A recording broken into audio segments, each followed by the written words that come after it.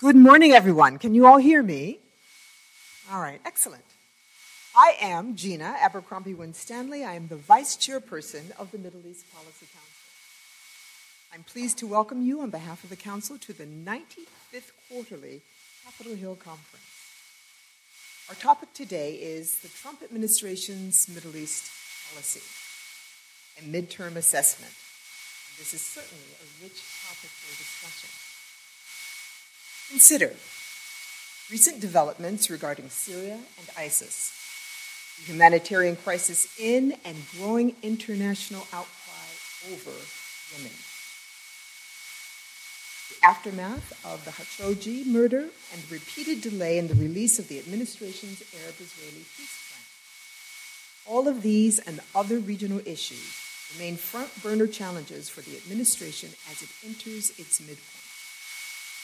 We're fortunate to have an experienced and expert panel with us today to delve into these and other regional issues. However, before I turn to today's program, I would like to say a few words about the Middle East Policy Council.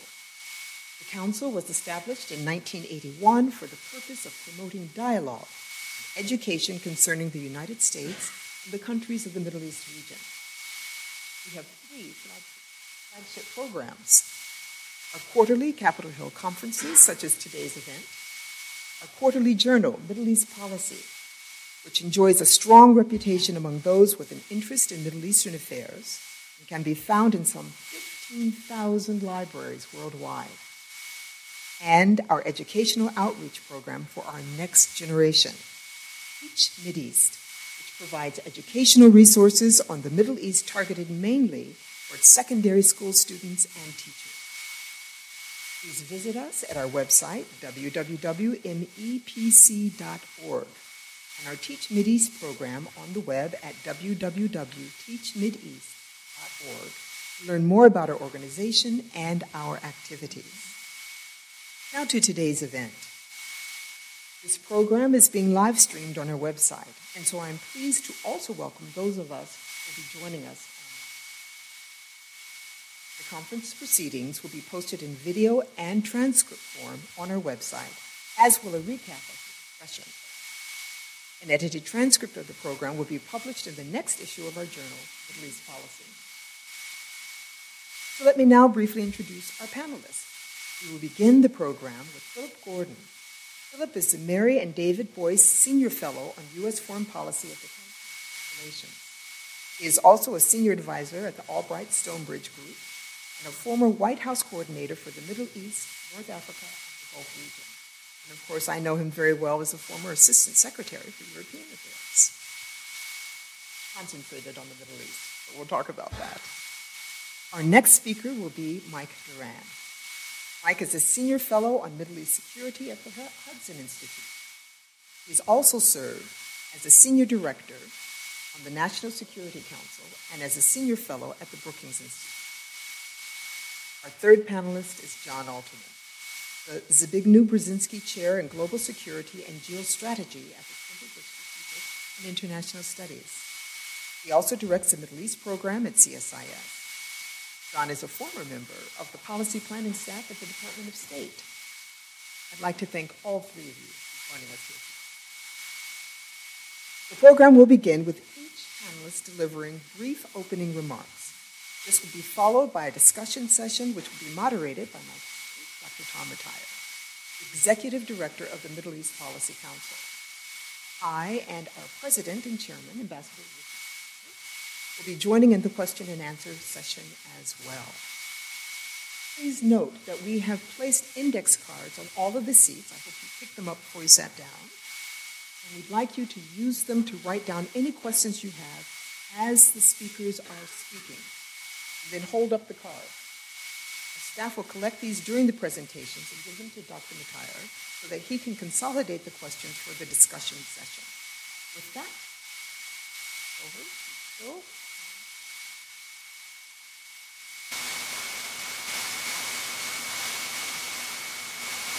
Thank you, Gina, and thanks to Richard for inviting me, and thanks to everyone for being here. Let me start with what I predict will be a point of agreement among the panel. I'm sure we'll have plenty of things to disagree about. But I'd make one point to kick it off, which we'll probably agree on, which is simply to say that we're doing a midterm assessment here, that it's hard for any administration to get good grades on their midterm. And I say that not facetiously, but in all seriousness. If any of the recent U.S. administrations were judged on the results of their Middle East policy, bringing prosperity, peace, and stability, they wouldn't get particularly good grades. And I say that to start off because anyone approaching this topic, I think, needs to do so as they sort of give an assessment with a degree of humility, both when it comes to their assessments and prescriptions moving forward. And I think it's so hard because the Middle East today is going through a set of convulsions that just make it really difficult for any U.S. administration to deal with it or to, quote-unquote, fix the problems. There's a tendency in Washington or in sessions like this, and frankly in the region itself, to attribute everything that's going on to U.S. policy. We screwed this up, or we got that right, and we caused this or that. The U.S. is an important factor, but it's certainly not the only factor, even the main factor.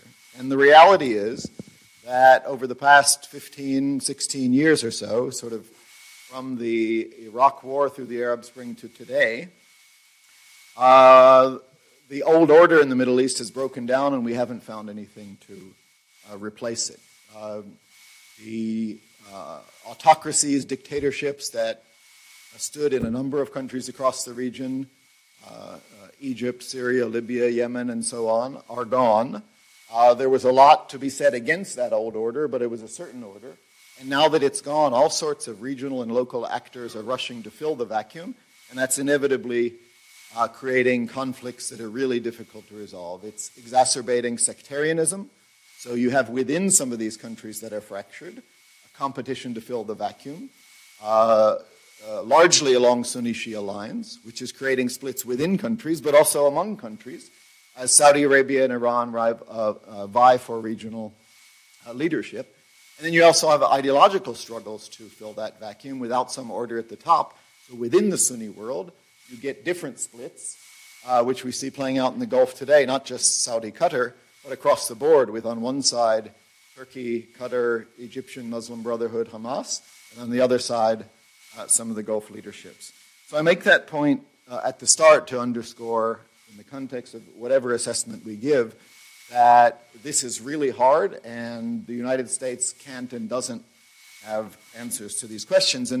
And we're going to talk about the current administration, but I think it's fair to note that the approaches of the past two administrations have not been particularly successful either, and they came at it from opposite perspectives. We had the Bush administration facing a difficult and challenging Middle East and decided to try to solve the problems we face with extraversion, to transform the region and put U.S. military power behind it, democratization and transformation. And that ended in widespread failure without advancing peace and stability and democracy in the way that we hoped. But then under the Obama administration, you had largely the opposite, an attempt to limit U.S. engagement and costs and entanglements. And that did avoid those deep entanglements, but it also was a period that saw the rise of ISIS and the horrific civil war in Syria, an absence of progress in Middle East peace, Libya, and so on. So you've had two successive administrations coming at it from opposite perspectives, and they would ultimately not get particularly good grades either if you were only looking at results. So again, I say all this as background and context for what will be my own midterm assessment of this administration. So what is that assessment? What can we say 2 years into the Trump administration as it tries to grapple with these problems and challenges that I just described? Let me make a general point, and then I'll talk about a couple of the specific policy issues. And the general point, from the perspective 2 years in, would be that I think that this administration's Middle East policy suffers from a core contradiction that has yet to be resolved. And what I mean by that is, on one hand, the administration has very far-reaching goals and ambitions for the region.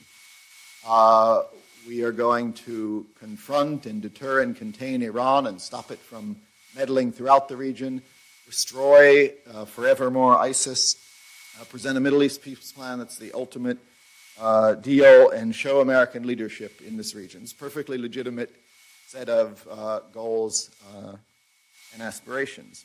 It was embodied in a way in the speech that the Secretary of State gave in Cairo just about a week ago, where he talked about reinvigorating American leadership and being a force for good in the region, and we will not retreat, and we're going to stand firm until every Iranian boot is driven out of Syria. That is, on one hand, the administration's policy.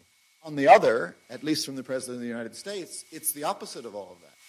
Because the President continually says, and has said, both before he was elected and as President, that we have wasted 6 trillion, it changes all the time. It's up to 7 now, it's true. Sometimes it's 6, sometimes it's 7. The point is trillions of dollars, and we've got, quote unquote, nothing for it. And he says that we would be better off if the past presidents had just gone away on vacation or just played golf instead of doing all this intervention in the region. And we were just told a week or two ago that Syria is just sand and death, and we should get out and let others pay for it.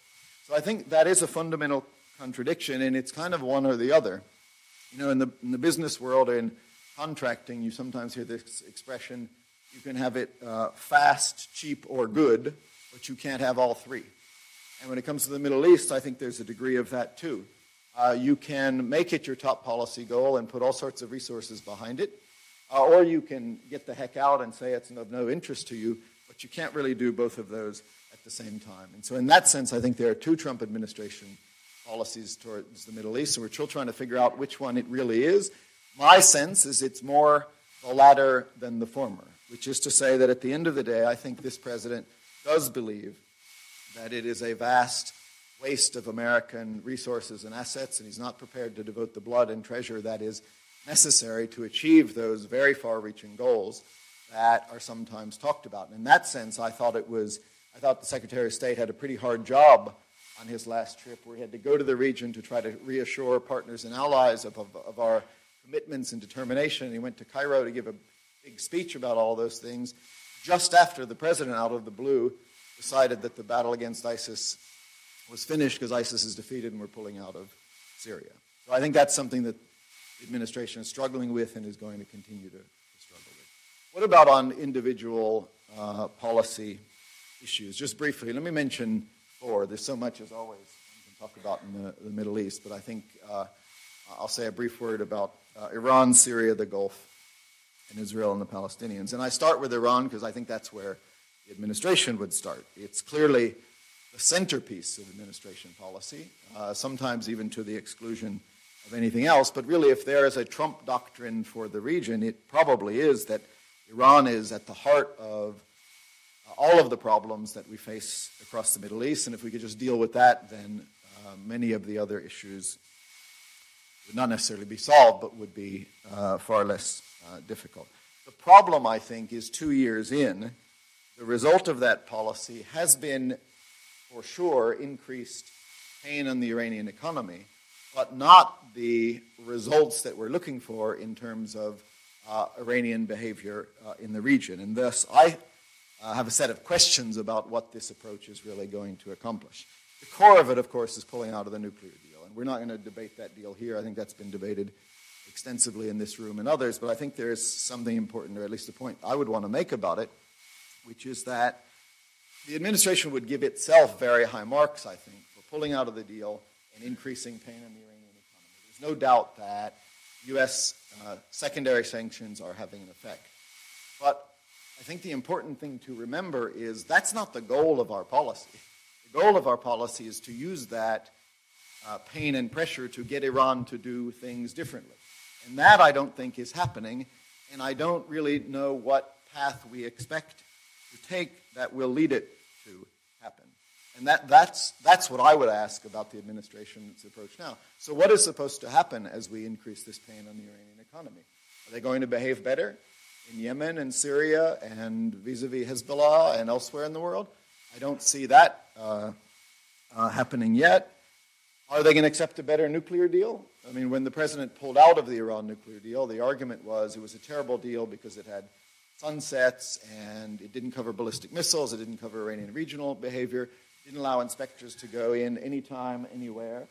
a long array of complaints about the deal. Okay, fair enough. Do we expect that the Iranian regime is going to come back to the table and say, okay, you're right, we accept it now, the deal can last forever, we'll have zero enrichment, it'll cover ballistic missiles, it won't let us interfere in the region? I don't see that happening either.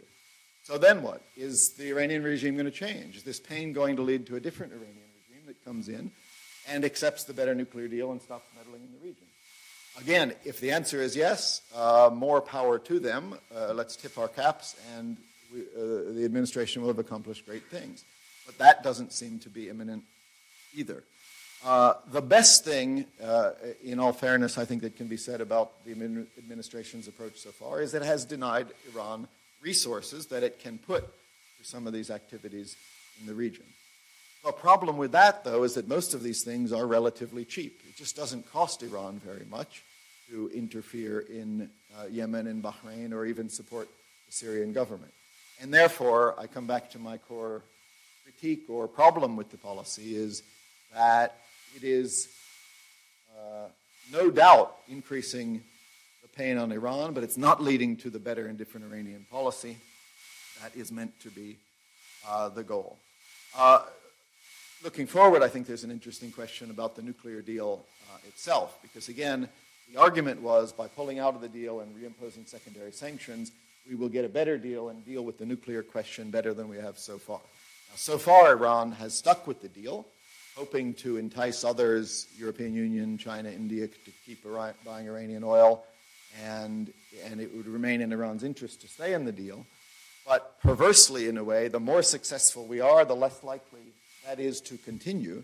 And if we're so, quote-unquote, successful that Iran comes to the view in the next 2 years that says, well, what's the point? If we're not getting any benefits from this deal, we might as well resume some nuclear activities. Then the Trump administration will be exactly in the same position that the Obama administration was and the Bush administration before that, which was to face this terrible binary choice between allowing Iran to have a nuclear weapons capability and using military force to stop it. Let me say a word about Syria. I would actually give the administration credit for a couple of things on Syria. One is the campaign against ISIS, which I think when the Trump administration came in, that campaign was still not complete. ISIS still held a lot of territory and had a lot of fighters, and the Trump administration maintained what the strategy that the Obama administration had put in place and even said at the time would be a 36-month campaign to defeat the caliphate and take all that territory back. The Trump administration came in, arguably even intensified that, and made further progress, including the capture of Raqqa, taking back liberation of Raqqa, which was the ISIS caliphate's capital. So I think that has been a positive aspect to the administration's approach in Syria. And I also would give the administration credit on the chemical weapons issue. I thought at the time that it was the right thing to do to threaten or use U.S. military force to stop the wanton use of chemical weapons killing thousands of civilians. And the Trump administration did that, and I think has showed that while imperfectly, it is possible to deter the use of chemical weapons without getting bogged down in a civil war. That said, I think more recent Syria policy by the administration is problematic, to say the least, and raises some really difficult questions. There's a big and legitimate debate that we could have about the recent decision to withdraw. I think that a credible case can be made that that we should pull out the 2,000 troops that were remaining in Syria for reasons of costs and risks. And it's certainly true that the administration overstated the benefit for a while. Until it decided to pull out, it was overstating the benefits of those troops being there, especially when it came to containing Iran. I've said publicly that my own view would have been to maintain them there, at least for now, because I think they were serving enduring purposes of deterring a Turkish invasion and giving the Kurds leverage that they need in negotiations with Damascus, and finishing the job against ISIS. I think it's just factually wrong, as the president and vice president have said, that ISIS has been defeated. And we saw that in the horrific, tragic bombings last week. ISIS is still not defeated. But that's a legitimate debate, and I think you can make honest and credible cases on both sides. What I'm certain, though, of is that the process by which the administration has gone about this decision is counterproductive. I can't think of a worse way to have gone about pulling the troops out of Syria than the way that we have seemed to have gone about it, with advisors right up to the day of the announcement making clear that the opposite was our policy, that we were going to stay in Syria so long as Iran had troops abroad. And it was even called a new policy. This was articulated by top administration officials, right up until the day that the president suddenly tweeted that he thought ISIS was defeated and those troops were coming out, quote unquote, now. I think that undercut severely those top administration officials. I think it surprised allies and partners. I think it betrayed our Kurdish partners on the ground and undercut their leverage. In a functional administration, an NSC process would have been undertaken before the announcement and before the tweet and before the decision, not afterwards. In this case, it was backwards, where the policy decision came out, and then administration officials were scrambling around trying to understand it or interpret it, in some cases contradicting it, as the National Security Advisor did in Israel, only to be overruled after that by the president. So in my view, a serious case can be made for a conditional and carefully planned and clearly articulated American troop withdrawal, but this version of withdrawing is the opposite of that. You could even call it diplomatic malpractice, and I think it'll have consequences for our policies throughout the region. How about the Gulf? It's been another priority, partly because of the issue of Iran for the administration. And I think there it is fair to say that the Trump administration has improved relationships with the leaderships of the countries in the Gulf. The question is, at what cost and to what end? When I say it's improved relations with those governments, I'd be the first to admit that during the Obama administration, those relations were strained. There were real differences on Egypt, where they criticized the United States for not standing more firmly with Mubarak, even though it was U.S. judgment, and at the time there was the Egyptian people that decided to get rid of Mubarak, not the United States, but nonetheless it was an area of friction. On Syria, those governments, I'm mainly talking about the Saudis and the Emiratis, sometimes others, thought the U.S. should be more forceful in getting rid of the Assad regime, mainly to contain Iran. The U.S. had a different view and didn't want to get bogged down in that war, and there was a legitimate difference. And then obviously on Iran, those leaderships were not happy with the Iran nuclear deal and other American policies towards Iran. So fair enough, there were some strains. I think they can be wildly overstated, mind you, because even in the Obama administration, the United States was selling massive amounts of, unprecedented amounts of weapons to these governments, maintaining defense cooperation, intelligence cooperation, supporting the Saudi intervention in Yemen, notwithstanding U.S. concerns, being on the same side of the civil war in Syria, working with them on the Libya operation. So it's easy to overstate the degree of those strains. There was a lot of cooperation as well, but fair enough. Trump comes in and reverses that, not least by taking his first foreign trip anywhere to Riyadh, which is actually extraordinary for an American president to do that rather than Canada, Mexico, or a European partner. But it was meant to signal something, and it signaled that the United States was going to prioritize cooperation with these countries. And to sum it up, it was sort of a transactional deal. The Trump administration was saying, if you signal your willingness to invest in the United States, buy U.S. weapons, and work with us on our priorities like ISIS and Iran, we will back you on your priorities like Iran, and we will also get off your back when it comes to the democracy and human rights dialogue that previous administrations would usually bring up. And so in that sense, I think there's no doubt that there are better relations between the United States and those Gulf governments.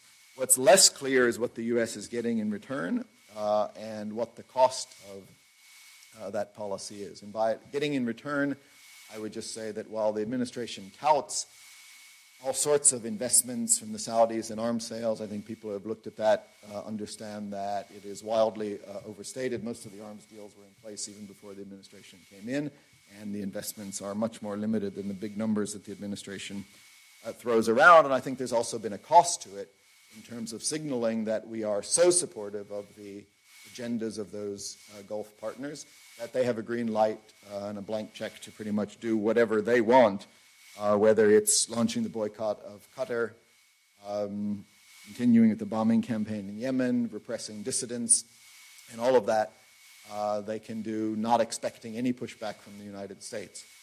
And it's certainly right for the administration to want to preserve the strategic partnership with Saudi Arabia, but the reluctance to criticize the Saudi government over anything, including the Khashoggi affair,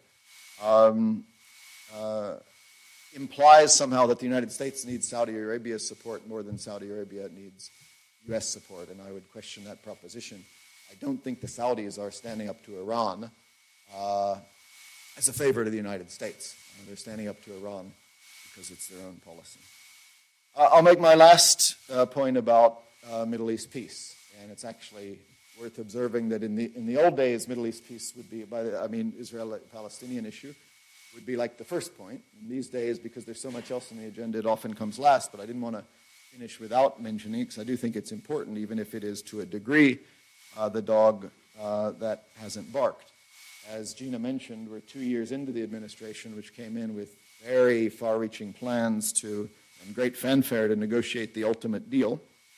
But there has never seemed to be the right time to launch it. And meanwhile, the administration has taken a number of unilateral steps that I think undermine the prospects for that plan if and when it ever emerges, including the unilateral recognition of Jerusalem as the capital and moving of the U.S. Embassy without getting anything in return for it, cutting off aid to the Palestinian Authority, cutting off aid to UNRWA, closing the PLO office in Washington, and then most recently supporting the Anti-Terrorism Clarification Act, which has led the Palestinians to reject even security assistance, which is a priority of the Israeli government. And so we find ourselves in a position where the Palestinians won't even talk to the United States, which, needless to say, is probably not the healthiest background to a successful peace plan. Lots more could be said, and I look forward to the comments of my colleagues. I'll just sum up with a reinforcement of the point I made at the very beginning. These issues are all hard. There are no easy answers. There is no easy fix for the United States, and I wouldn't hold it against any administration not to have silver bullets or not to be able to somehow solve the question of Israeli-Palestinian peace. Certainly the Obama administration couldn't do that, and the Bush administration couldn't do it either. That said, the United States is still a major power, a major player in the region that can make things better or worse. I think we still have major interests there. And I think it's fair to say that on most of the issues I've mentioned, the Trump administration has not made things better. In some cases, they've made things worse. And I worry about where that might lead for the next 2 years. Thank you.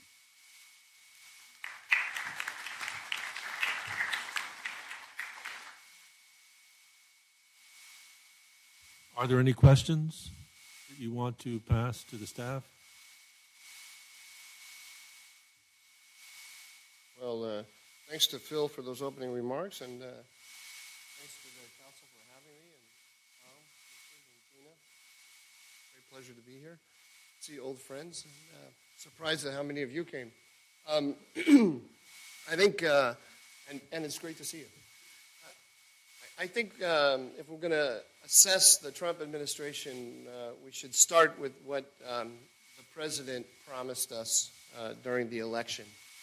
And basically, if I could summarize his promises, I think they come down to, I'm going to do more with less. I'm going to do much more than Barack Obama did with much less commitment of blood and treasure than George W. Bush committed.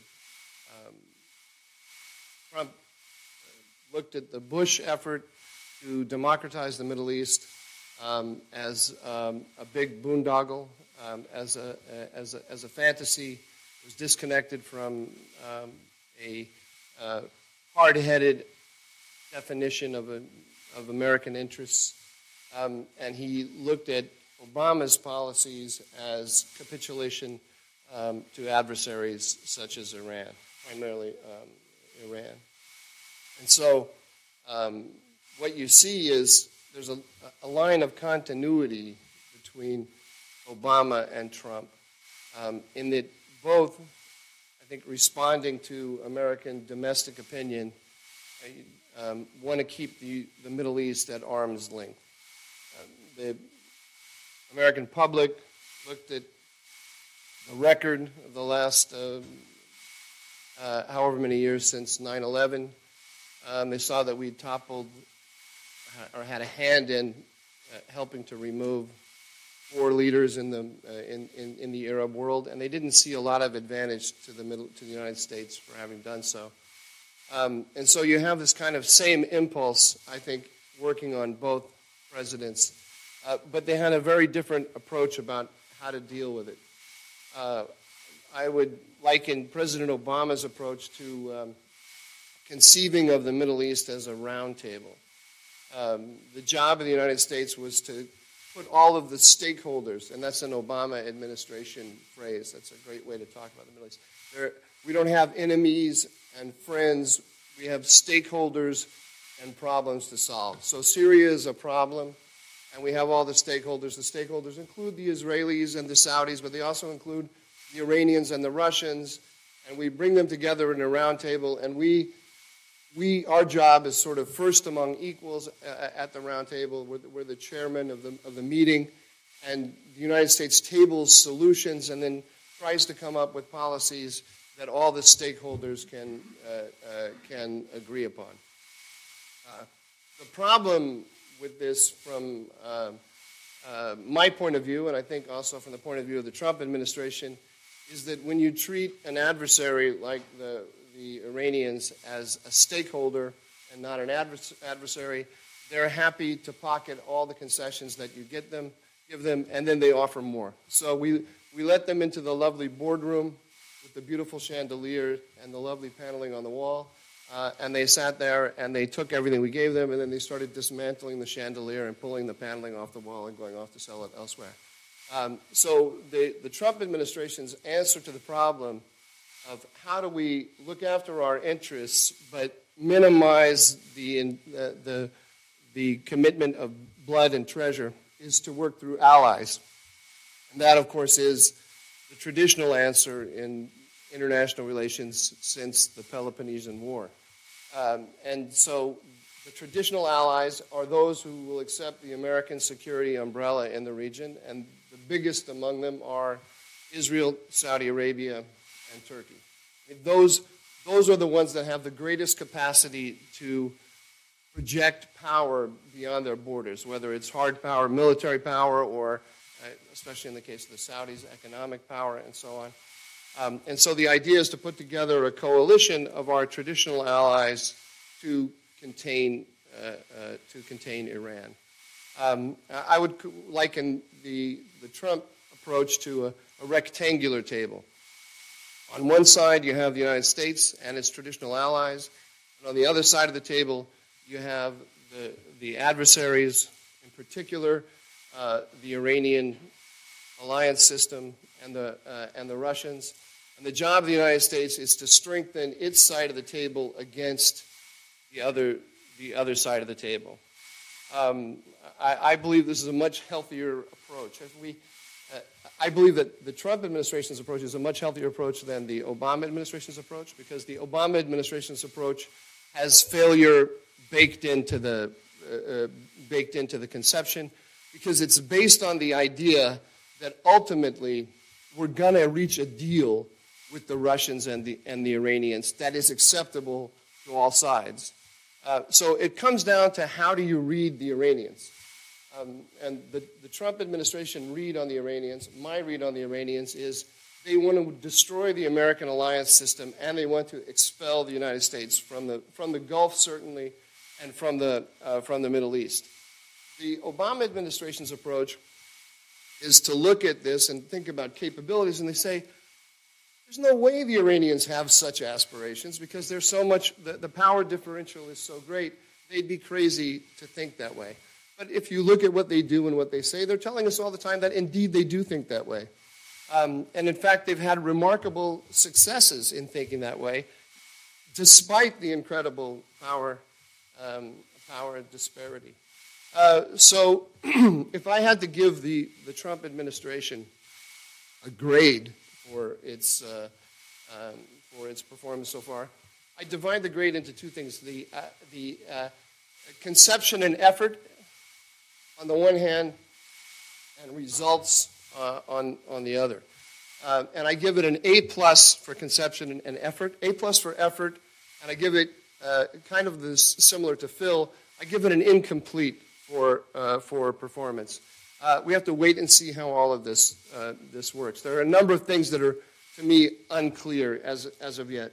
Some of them kind of track with what Phil described. I would say that I totally agree with the general picture that Phil presents, but I totally disagree with all of his assessments. And I think the difference comes from this.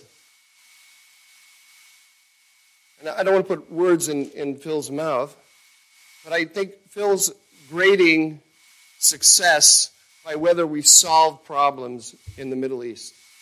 But I would start with his last assessment, which is that everything in the Middle East is hard.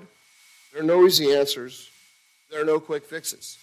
We're not going to turn this region into Western Europe. We're not going to have an Israeli-Palestinian peace agreement anytime soon. I'll be surprised. I'm not going to say it's not going to happen in my lifetime. I'll be surprised if it happens in my lifetime. But I'll tell you something else. If we have one, the world is not going to change. The world as we know it is not going to change. It's not going to be worth that much because we're still going to have Hamas and we're still going to have the Palestinian Authority. We'll have an agreement with the Palestinian Authority, but Hamas will reject it, and behind Hamas will be the Iranian alliance system and anybody else that wants to undermine the American security system. And we're still going to have the same sort of balance of power on the ground that we have right now. We're not going to put Syria together. You can see the Syria is a problem that's going to be with us until I die. I hope that's a long time from now, but it's going to remain. We have millions of refugees, internally displaced people, and refugees outside of Syria. They're not going back to their homes. This is going to be a problem that's going to have to be managed for a very long time. On and on and on and on and on. We're not going to solve these problems. So what's the best that we can possibly hope for?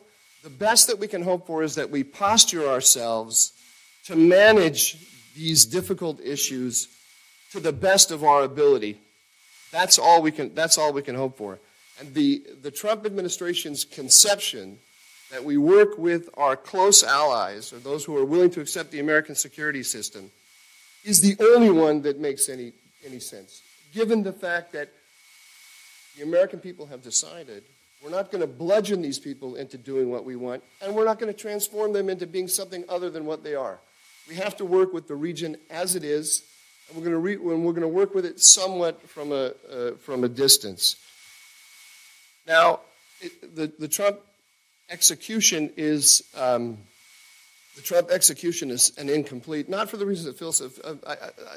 Yes, I give Donald Trump low marks, process errors, for tweeting out a policy on Syria without first having a very well-managed NSC process and rolling it out with allies. Process error, and there are some diplomatic repercussions from that. But the result is, on balance, I think, a good result. And my primary reason for saying that is that we had postured ourselves in Syria so as to permanently turn Turkey into a permanent enemy of the United States.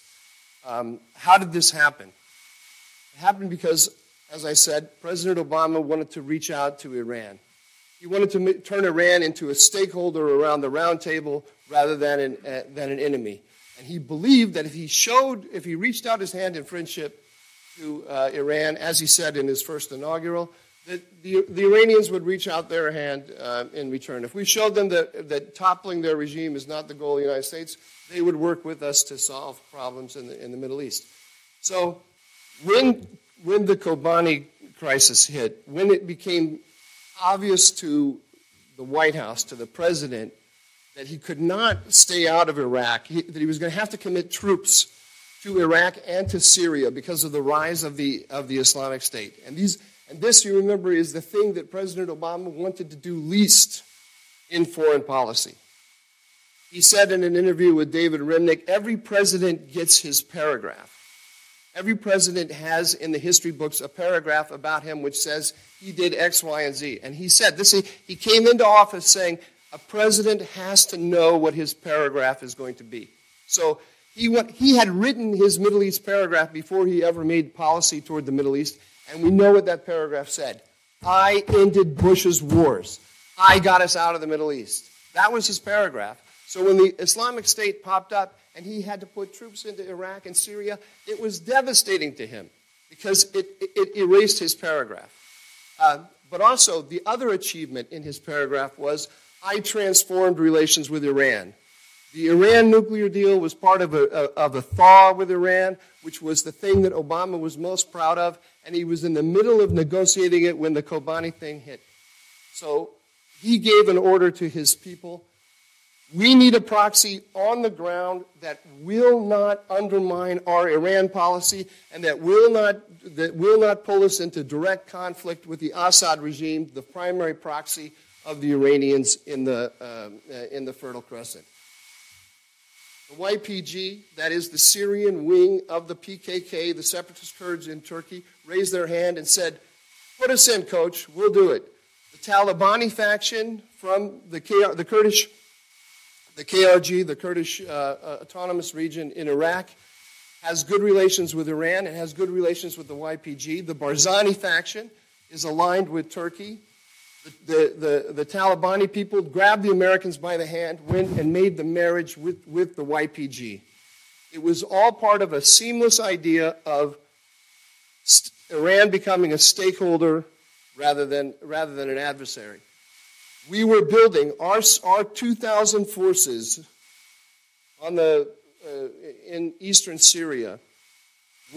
Whether they told themselves they were doing this or not, were building Rojava, the PKK's autonomous statelet in northern Syria, giving the PKK strategic depth and permanently destroying relations with Turkey, a NATO ally. And so what President Trump did in pulling the troops out is he cut that Gordian knot, and that's a very good thing because it offers the prospect of pulling Turkey into a policy designed to stabilize the region to the detriment of Iran and Russia. And that's impossible to do without Turkey. Now, we're not there yet. We're not there yet. President Trump is testing the proposition of whether we can return Turkish-U.S. relations to that, to the kind of cooperation that we knew historically. The grade he will get in the end will depend on, in part, on the success of that.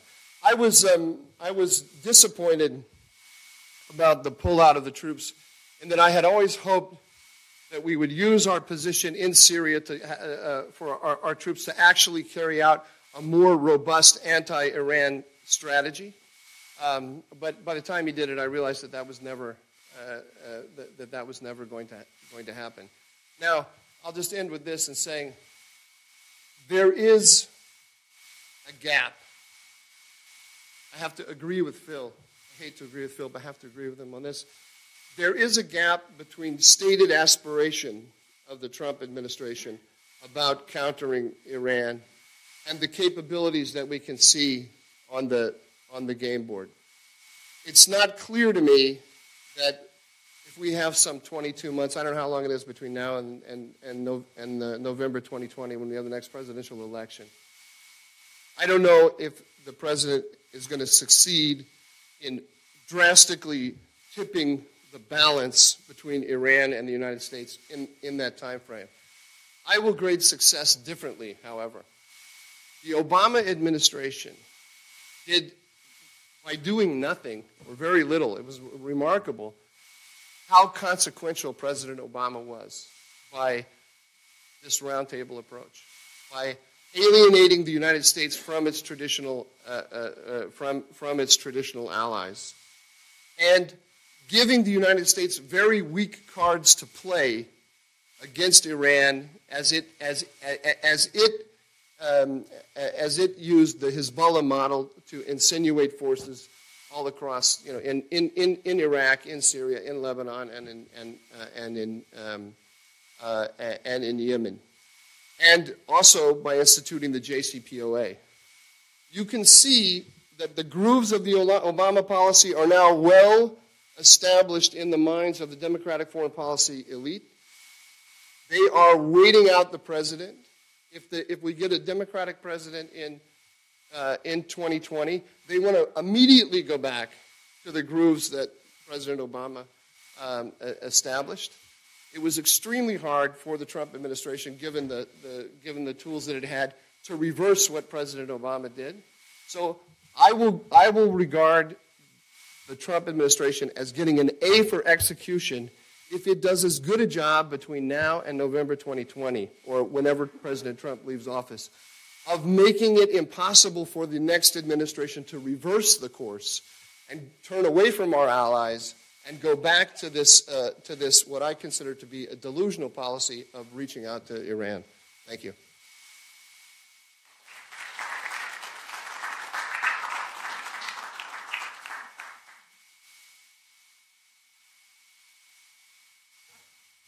Thank you to Mike and Phil. It's a pleasure to be back here. Partly it's a little nostalgic. I used to work right down the hall here. Mike got me invited to my first international conference and blurbed my first book. Gina drove me in Saudi Arabia when women weren't allowed to drive in Saudi Arabia, and you can ask her how she pulled that off. So it's especially fun to be here. We're all talking about the Trump administration's policy in the Middle East, but as we've already heard, there are a whole bunch of policies in the Middle East. There's moving the Jerusalem embassy and closing the PLO office, ceasing to abide by the JCPOA. There's the National Security Advisor saying we're not going to leave Syria as long as Iranian troops are outside Iranian borders, and that includes Iranian proxies and militias. And then the president tweeting that we are leaving, and then them saying it'll be 30 days, and then them saying it'll be 6 months. There's the embrace of the Saudi government. There's the relative U.S. disengagement on Yemen. There's the mixed messaging and then the disengagement on the disputes within the Gulf Cooperation Council. There's the idea of the Middle East Strategic Alliance in the Gulf as a way to just, let's ignore the fact that we're fighting now and let's talk about something we'll all do together in the future, and that's the way to solve that problem. But it seems to me we're not really here to talk about policies. We're talking about how they fit together. And it's really about what the Trump administration's strategy is in the Middle East. Now, there are some people who say the Trump administration doesn't really have a strategy in the Middle East. It's constantly flying off in all sorts of different directions. It's not coordinating. I don't think that's true. In fact, I think the Trump administration does have a Middle East strategy, which I would argue has three main components. I'm going to talk about that. I'm going to talk about Secretary Pompeo's speech in Cairo. I'm going to talk about what I see as the shortfalls of the approach, and then I want to talk about some underlying weaknesses in the administration that exacerbate the shortcomings of the approach. So the three key components, and I think we've heard them from Phil and from Mike. One is to rebuild close ties with Israel and Saudi Arabia that became frayed in the Obama administration. The second is to have the central organizing principle of U.S. strategy in the Middle East to be countering Iran, reversing the Obama administration's strategy of engaging Iran. And the third is, despite the first, that is reversing the Obama administration's tensions with Israel and Saudi Arabia, despite the second, we're going to orient around Iran, reversing the Obama administration's strategy. Number three is we're going to embrace the Obama administration's strategy of holding the Middle East at arm's length. Let me take them one by one. First, as Phil described, our ties with Saudi Arabia and Israel were never that frayed in the Obama administration. I mean, with Israel in particular, the Obama administration concluded a $38 billion aid package, funded for and deployed Iron Dome, arranged for the sale of F-35 jets, bilateral trade shot up 40%, joint military training, intelligence training. This was not a ruined relationship. This was a close relationship where the personal ties between leaders were not warm. But that's not a frayed relationship. Saudi Arabia as well. The things that we do with Saudi Arabia on military issues, intelligence issues, diplomatic issues, we were coordinating. Yeah, the leaders did not have warm feelings toward each other, but the national relations, I think, were strong. The Trump administration's changed the mood,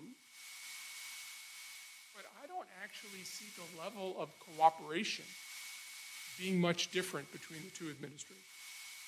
Second, I just think it's strange to focus on Iran as the core of your Middle East strategy.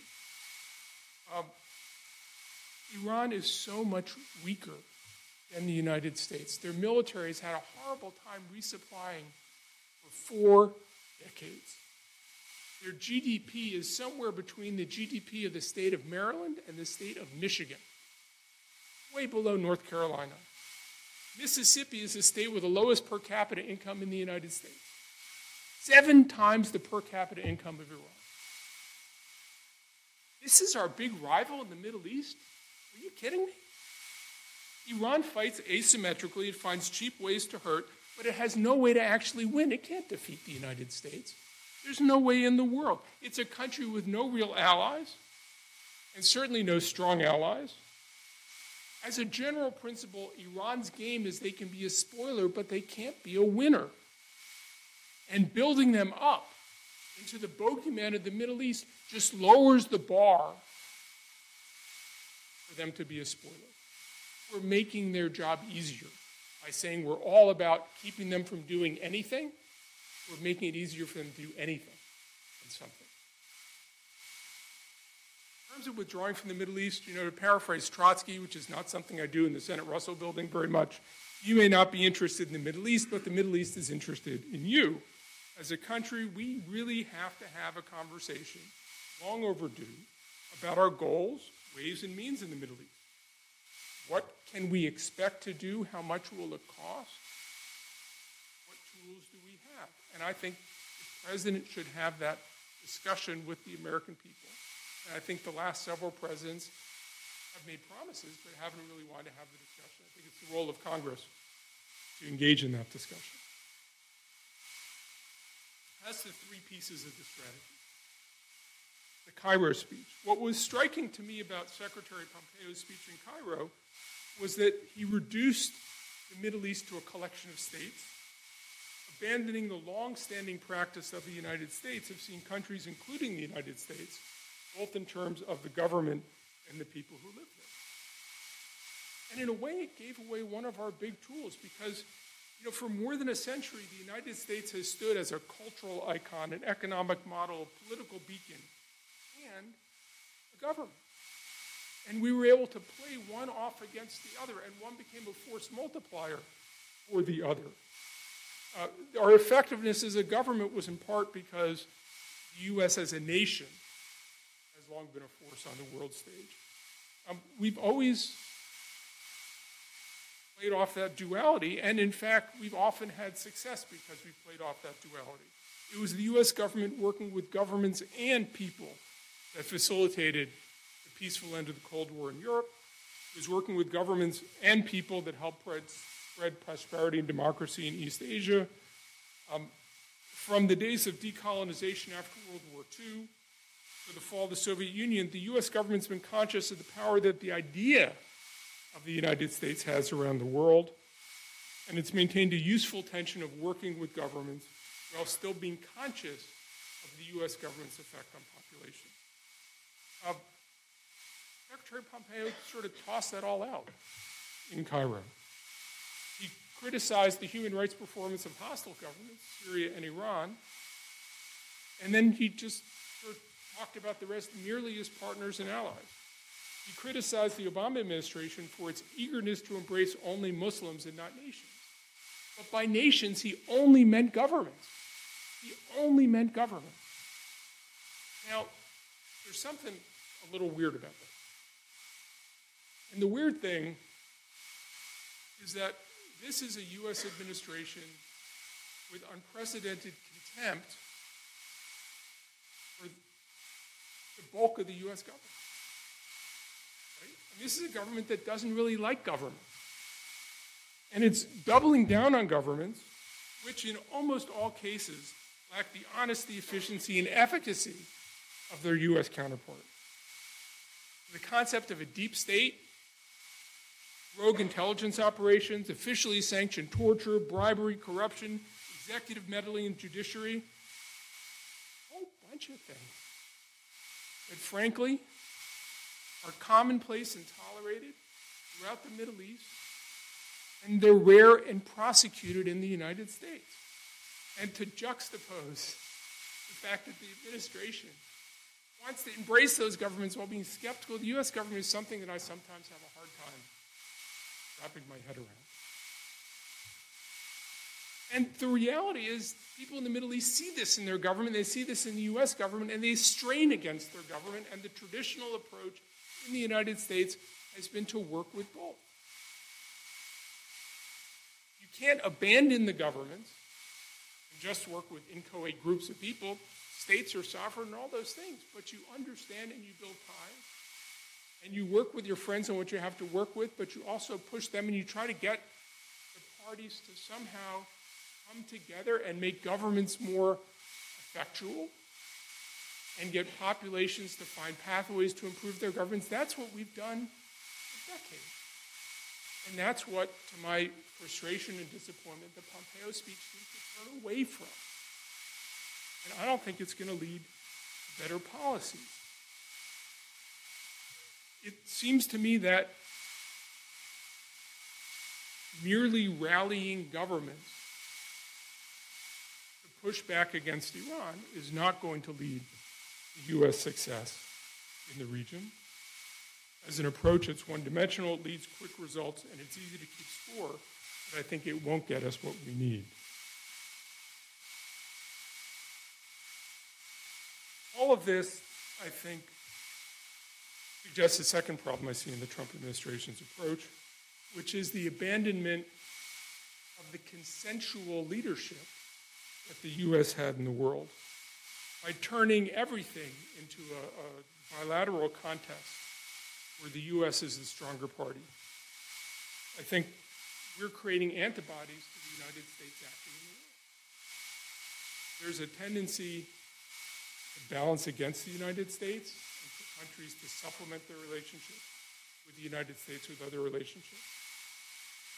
To me, the major successes in the region, which were pressure on Iran and Libya to end their proliferation efforts, the expulsion of Saddam Hussein from Kuwait, they all came from very broad international efforts. No other government besides the United States could have led those efforts, and no other government could have been successful. I think what I see in the administration's approach is their sense of leadership is to head off and to expect other people to be following behind. But as I think we've seen in Syria, it leads others to think about how do we fill the vacuum that the United States has just created. To me, the biggest mistake of this administration is its almost idiosyncratic embrace of some and the abandonment of many. It makes it hard to understand how to please the United States, and I think it diminishes countries' interest in doing so. The U.S., I think, is emulating the kind of foreign policy we see out of China, a country with no genuine allies in its periphery, and whose major powers in the neighborhood, India, Japan, South Korea, and Australia, are all coming together to balance against China. Now, puzzlingly, these are all close U.S. allies that, with the exception of India, have had crises with the Trump administration. Doing it that way. I think there's an underlying dynamic to all of this, and that is that whatever your ideological bent, and it talked about it some. The processes in this administration don't work. Mike pointed out to me more than a decade ago that in the U.S. government, interagency isn't an adjective, it's a noun. Remember that? Yeah. The idea is that the interagency describes a process of bringing things, people, ideas together. Right now we have a president who's divorced from his government, his advisors don't work together well, and bureaucracies aren't integrated.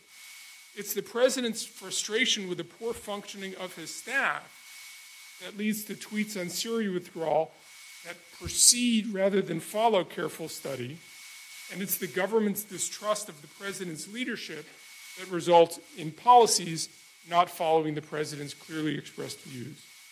On Syria in particular, the National Security Advisor seems not to be channeling the president, which I think is really a big problem. But the biggest problem is the administration hasn't seemed to deploy an apparatus that draws on the tools at its disposal, that vets ideas, and presents them for consideration and decision. If there's a single weakness in the Trump administration, it's its inability to function in a coherent and coordinated manner. And that does two important things. First, it means that its policies are often ill-informed.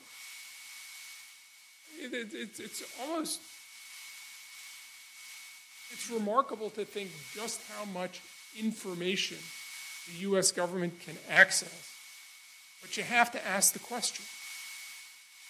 And we have an administration that, to an unprecedented degree, is not asking its own government answers the question. But this also means, importantly, that the U.S. government can't operate with a whole-of-government approach which both reduces American power in the world and denies the unique U.S. ability to lead billions of people toward solutions to complex problems. Now, you might argue that I should be happy that the Trump administration is hamstrung carrying out its policies, because if I think they're wrong-headed, I should want them to fail. But actually, I'm overwhelmed by my concern that rebuilding U.S. power and influence in global affairs will be a long, hard slog if it can be done at all. The United States has set out to fix a lot of things in the Middle East in the last 75 years, and you might argue that it's been a failure because so much still needs fixing. You can argue, and many have, that the U.S. has made things worse and not better over the decades. But it's hard for me to imagine that it's hard for me to imagine that the Middle East will make the United States more secure, more prosperous, if the U.S. acted on the belief of many Americans that the region is hopeless and irredeemable, and we should merely arm our allies and wish them luck. We have more at stake in the Middle East and around the world for us to reduce our strategy to the idea that Syria is nothing but sand and death. We've worked with our allies and partners to make the Middle East better, and while we may need to reduce both our efforts and our expectations, it's hard to imagine much good will come from our absence.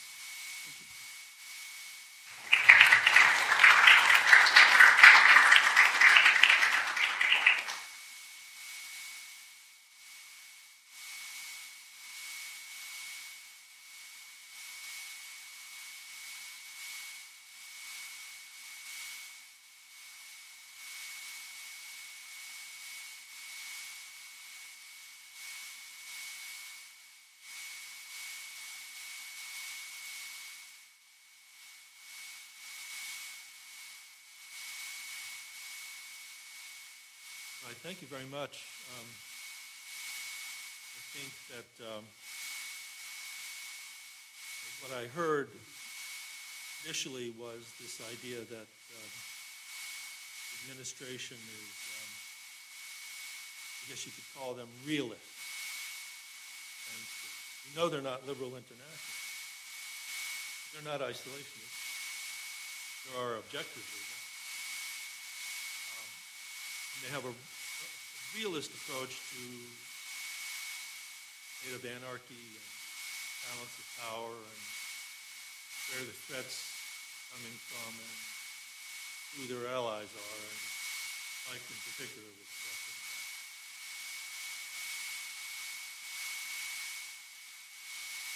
that. And then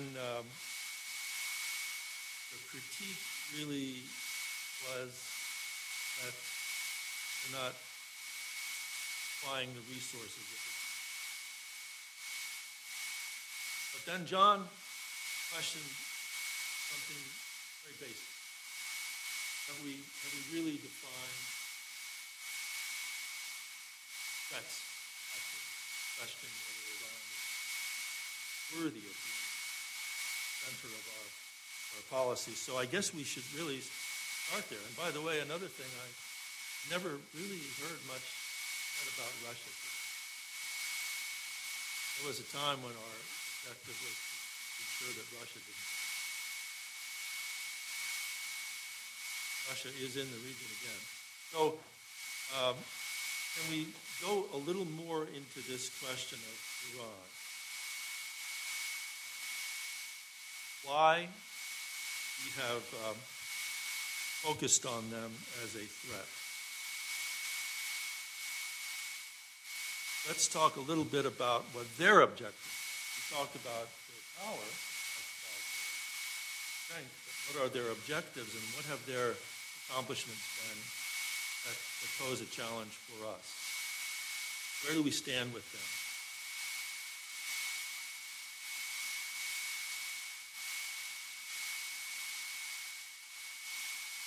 Yes. Did we stay down? It was. Iran is clearly a problem for the United States in the region, and I think Mike's comparison between the Obama approach and the Trump approach mischaracterized the Obama approach. The idea somehow that in the Obama administration, our relations with and attitudes toward, on one hand, Iran, and on one hand, the other countries, were sort of equal. Like, you know, they're all stakeholders of the same nature, and our job is to pull them together. I mean, let's be clear. I mean, think about this. If you arrived from Mars or somewhere else and looked at American policy in the Middle East under Obama, you would hardly say that it's kind of equal between Israel and Saudi on one hand and Iran on the other. With Iran, even after the nuclear deal, we had a range of sanctions on Iran. We don't trade with Iran at all. We don't invest in Iran. We punish other people for doing so. We don't have an embassy in Iran. We barely talk to the Iranians. We work intensively with a whole range of countries to undermine Iranian policies, whereas vis-a-vis these other countries with whom we're allegedly sort of equidistant, we have deep and intimate defense relationships, intelligence relationships. We joined them in confronting Iran by supporting a Syrian opposition. We supported one of them in a war in Yemen to counter the Iranians. We sell and provide Israel and our Gulf partners with hundreds of billions of dollars worth of weapons against Iran. So let's not, I mean, I take the point, Obama might not have been as confrontational towards Iran as the current administration or possibly even the previous one, but let's not misunderstand this. Iran is clearly an adversary. Its interests are not our interests, and we have an interest in containing it. So that's point one. Point two is, to me, the question is, what is the best way to do that? And I also, Mike will have his chance to respond, but just to respond to his point about grading on effort and concept and performance when it comes to Iran. The only point of effort and concept is to get better performance. You know, you can give good grades for concept and effort if you want, but I think as we think about this issue, what we should care about is what is the outcome of all of this in terms of the things we care about: stability, peace, our own interests, prosperity. And so I don't really care if, you know, someone feels that the way of thinking about it is better, which I actually don't. What matters is it having positive results. And I challenge that when it comes to Iran. I mean, think about this concept versus performance thing. In Yemen, Mike, you might give the Saudis good grades and those who supported them for thinking about it the right way, right? They're not going to put up with Iran meddling in their affairs. Okay, and their effort has been great, right? They've sustained a war for 3.5 years. Okay, you might give them nice points for thinking about it, but isn't what matters is what effect is it having on the ground? Is it containing Iranian influence in Yemen? I don't think so. Is it helping the people of Yemen? Or is it having some other consequences, including the biggest humanitarian catastrophe in the world? At Qatar, same thing. You might give the Saudis and Emiratis and others points for making an effort in confronting Qatar and thinking about it the right way. And when I talk to my friends in these countries, they say, all right, fair enough, it's not having a positive impact, but at least we're being clear. But I think the impact is what does matter. And then finally on Iran itself in terms of our own policy. That was my point in critique of tearing up the Iran deal and the Iran policies that the Trump administration is pursuing. Is it having a positive effect? Has it led Iran to stop meddling in the region in ways that we don't want it to? I don't think so, and if you don't believe me, ask the Trump administration, because they're constantly talking about the degree to which Iran remains a terrible actor in the region. And on the nuclear issue, the same thing goes. I don't care if you're thinking about it the right way. I care if it's effectively stopping Iran from getting a nuclear weapon. So I think we all share the view that Iran is a problem, but where we have a fundamental difference is over the best way to get results, which I think is all we should care about. My last point is, and this is a difference with Mike both in terms of analysis and recommendations, I think I honestly don't understand this logic that our problems with Turkey was somehow because Obama was obsessed with repairing relations with Iran, and that's why we ended up partnering with the Kurds. I don't recall that at all. In fact, you mentioned Kobani. I was in the White House at the time of Kobani, and I can assure you that the thinking wasn't, well, how can we go about this in a way that doesn't offend Iran? The thinking was ISIS is controlling territory in Syria, it's beheading Americans, it's sponsoring terrorist attacks in Brussels and Paris and elsewhere, and we need to fight it. And who do you have to fight it? We can go in on the ground ourselves, we don't want to do that. And the only logical partner was the Kurds, and we took a difficult decision that was the only way we're going to effectively fight ISIS on the ground, and notwithstanding all of the talk of others, including our Turkish friends, that they had some big Free Syrian army that was going to do this job, it was never available. So one, going into Kobani was about saving some people from being massacred by ISIS, and then two, partnering with the Kurds later was about defeating ISIS. And I think where you end up, I think the notion that what this was about finding a way to work with Iran is where you end up when your whole frame is, and this is what I said is a problem with the Trump administration, when the whole frame is everything we should do should be about containing Iran in the region.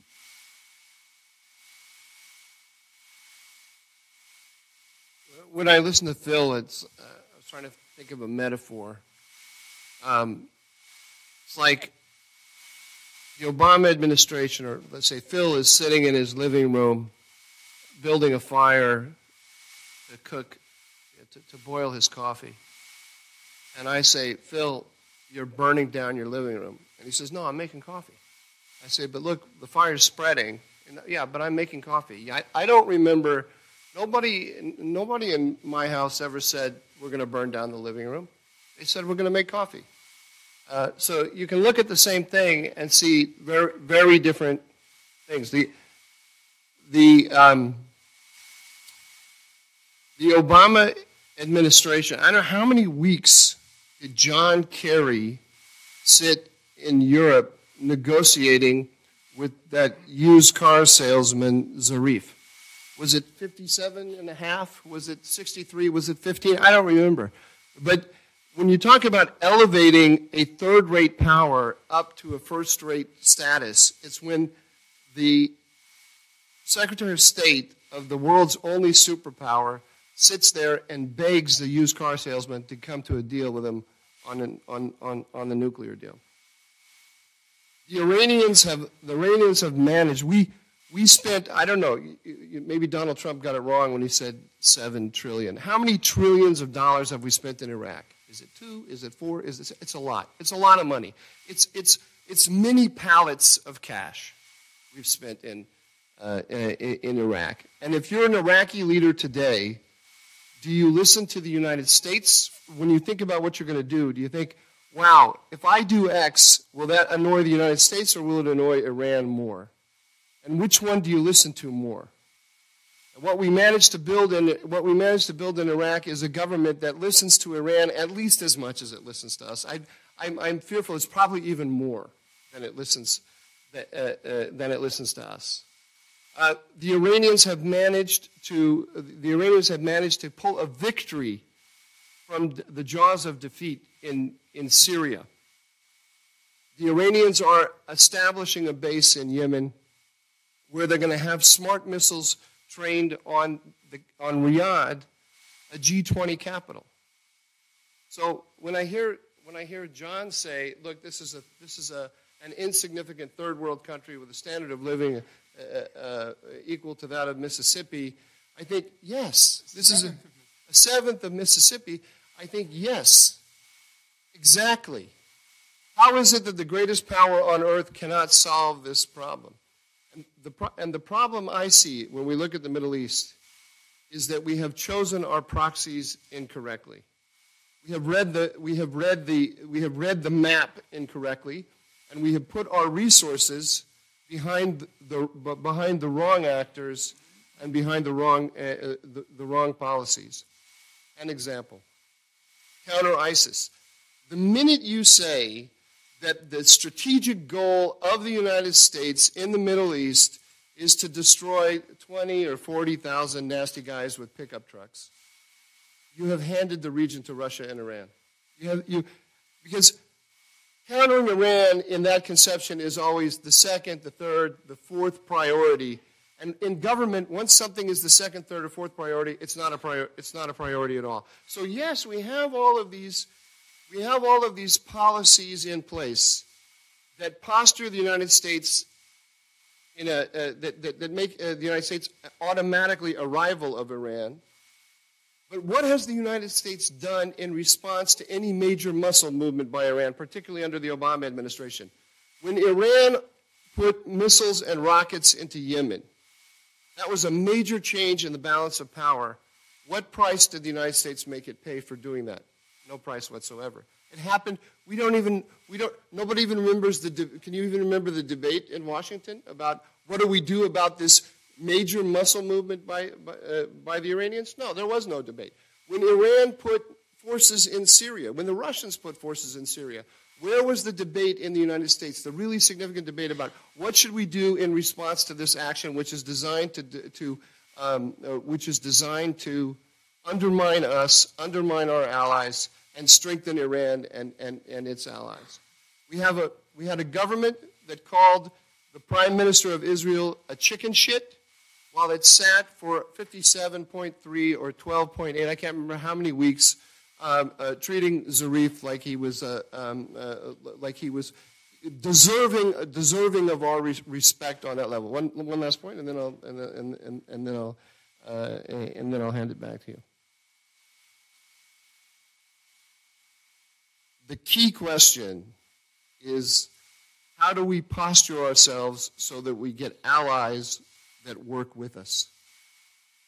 We want to counter Iran because Iran is effectively, regardless of how powerful it is in any sort of objective criteria, it is effectively undermining us around the region. And it should bother us that a country with a GDP of 1/7 of Mississippi, or a standard of living 1/7 of Mississippi, is able to do that.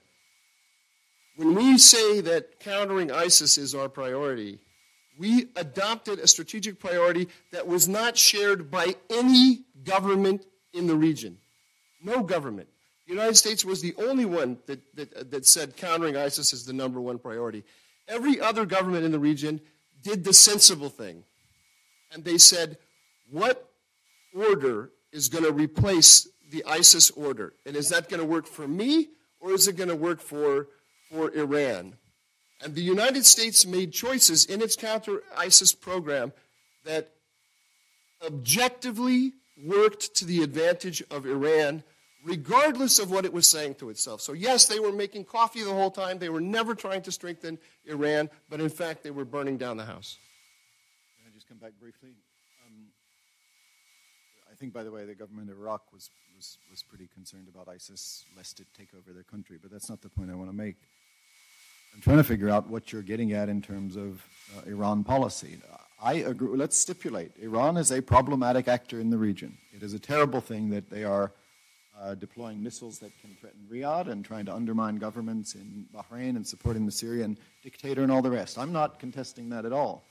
Where we differ is what to do about it. And you are, I would be interested in hearing the policy approach you are proposing to deal with the problem that we just described. The baseline, I challenge the notion that nothing is being done about it. The baseline is an anti-Iranian policy. Like I said, it is providing all of our partners in the region with hundreds of billions of dollars worth of weapons. It's supporting anti-Iranian forces for years, notwithstanding great costs in terms of human lives in Syria. It's supporting our partner in Riyadh in what has been an almost 4-year relentless bombing campaign against Iranian interests. It's providing missile defenses to other partners in the region. It's sanctions on Iran. Like I said, we still don't invest in Iran, trade with Iran, and so on. So that's the baseline that you describe as nothing. Where do you want to go from there that is suddenly going to make Iran stop being a problematic actor in the region? Because I think you have to own the consequences of what you're implying. I'll answer your question. Mike, after you answer that, we're going to go to John for a minute. Okay. You don't get credit. When I say you, the Obama administration, you don't get credit for the baseline. The baseline has been set by 20, 30 years of American policy. You get credit for your definition of the problem and the policies that you put in place to deal with it. And the Obama administration did nothing to counter the Iranians in Yemen. It did nothing to counter the Iranians in Syria. It handed pallets of cash to the Iranians. No, what was the Obama administration's policy response to the introduction of militias, to the introduction of Hezbollah and other Shiite militias into Syria to save Bashar al-Assad? What was the Obama administration's response? Wipe 8 years off of the calendar. The baseline that I described, Obama doesn't get any credit for me. Everything I described was during the Obama administration. All of the support to the allies and partners, all of the support to the opposition in Syria, the support to the Saudis in Yemen, everything I described during 8 years. How many the opposition say? How many opposition soldiers capable of confronting Iranian trained and equipped militias in Syria did the United States train? According to press reports, it's 6. Well, let's go to John for a minute. John, I mean, I've looked at Iran's military capabilities and asymmetrical capabilities, and don't think they could close the Strait of Hormuz for very long, although any time at all is disruptive. They don't have that kind of power, but we've just heard everywhere they have been able to establish themselves in Lebanon with Hezbollah, in Iraq with all kinds of militias, and in Syria with all kinds of militias, including people from Afghanistan and Pakistan, and then in Yemen. So they have a presence in these countries that's not just proxy military, but makes inroads into the governments and into the militaries and into the society as well. So I'm interested in, first, why you're questioning our focus on them, and then we have to go back to questions of strategy and are we dealing with them well? Yeah, so not to reduce this to dollars, but the Iranians have played themselves into a situation where they spend maybe $10 million a month in Yemen, and the Saudis are spending somewhere between $2 and $5 billion a month in Yemen and destroying their public reputation around the world. And if you're an Iranian government official, that's a bargain. I mean, you feel you have this. I think the Iranians start from a few premises. One is they're totally preoccupied with their weakness, both in absolute and relative terms. right? I mean, if you ever want to have Iranians of any stripe, pro-government, anti-government, secularists, MEK, whatever, talk about the Arabian Gulf instead of the Persian Gulf and watch them go ballistic, right? I mean, there's a deep sense of national humiliation that Iranians share, and there is a deep sense of resentment that Iran is relatively weak, is surrounded largely by hostile powers aligned with the United States. This is a country that starts with a chip on its shoulder and believes that the United States is trying to overthrow it. You could argue the United States should be trying to overthrow it. You could argue that Iranian behavior certainly justifies that. But I think where they're starting from is we are relatively weak, and we have to grasp at anything we can to remind people that we're not pushovers. And so we've created a situation, I say particularly in Yemen, where they put forward almost no effort, get a disproportionate response from the Saudis, which harms the Saudis tremendously. And they giggle all the way to the bank. I mean, why are we getting into that situation? So should we be pushing back on Iranian arms sales to the Houthis and to supplying weapons to the Houthis? Yes. Should we be trying to ensure that Hezbollah trainers don't get in to see the Houthis? Yes. Should we have a large multilateral strategy that tries to solve the conflict in Yemen? Yeah, we should be doing that too. Not because we want to work with the Iranians, but because we want this effort to sow disorder to prove ineffective because the Iranians can't begin to do what we can do. Now, are the Iranians hostile? Yes. Are they irrational? No. Can we deter them? I think we can deter them. I think we've deterred them for a long time. But as you say completely correctly, if you make ISIS the number one threat of the United States in the Middle East, you will never be done. Because ISIS can always find one or two guys to stab somebody or put off a bomb one or two times a year somewhere around the world, and people will say, oh, look, they're still alive. They're still there. Tens of thousands of people. If what you're looking for is zero violations, you will never get by that. You will always be doing it. And the same thing is true of Iran, and I think we should treat them as a hostile power. We should hem them in. We should punish them. We should deter them. But as a central organizing principle, I think we warp what we're trying to do, and we lower the cost for them of seeming effective. And that's exactly what we don't want to do. They can't do something constructive and positive. Demonstrate that and do something constructive and positive. And make them try to negotiate from a position of weakness and not from the position of strength that we're handing to them.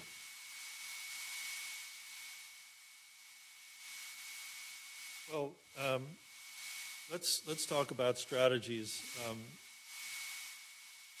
The Obama administration thought that if it negotiated a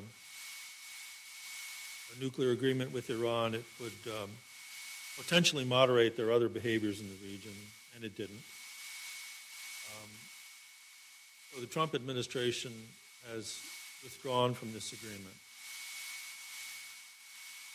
But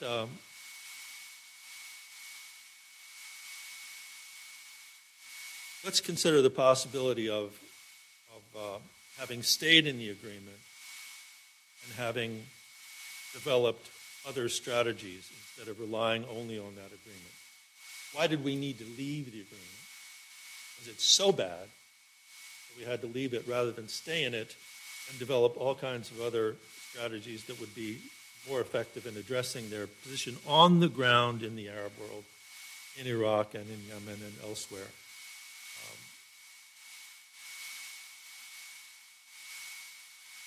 I just want to say I can't accept the description of the Obama administration's nuclear deal with Iran as something that hoped to moderate Iranian behavior in the region, and therefore when that didn't happen, the Trump administration pulled out. the Obama administration pursued a nuclear deal with Iran to prevent Iran from getting a nuclear weapon. Because for the previous 15 years, under two very different U.S. administrations, Iran had advanced its nuclear capability to the point that it had mastered the fuel cycle, accumulated a certain amount of low-enriched uranium, around 10 tons, which would be enough for several nuclear weapons, and was at the point where if something wasn't done to halt and reverse that process, they were a couple of months away from accumulating enough of a uranium stockpile that they could produce a nuclear weapon. That was the core issue. Now, did some people hope that as a function of doing this nuclear diplomacy with Iran, you would get to the point that maybe you could also work together on other issues like Syria and Yemen? Sure. And I, to be honest, don't have any problem with that hope, given that what we've been trying for a couple of decades hasn't been working. If that would be a function of this, great. But that wasn't the reason for the deal. The deal was about stopping Iran from getting a nuclear weapon. And in that sense, it worked. It reversed Iran's capacity and moved them, more than a year away from accumulating enough LEU to be able to produce a nuclear weapon, and bought an enormous amount of time. So I just want to be clear that it wasn't about that if you conclude after that somehow relations with Iran didn't transform and Iranian regional policy didn't change, that meant that the deal didn't work. No, that wasn't the point of the deal. Well, I take that point, that Iran was making significant advances and that the deal had merit in thwarting that. But I should have said people also hoped, and certainly that's been picked up by critics.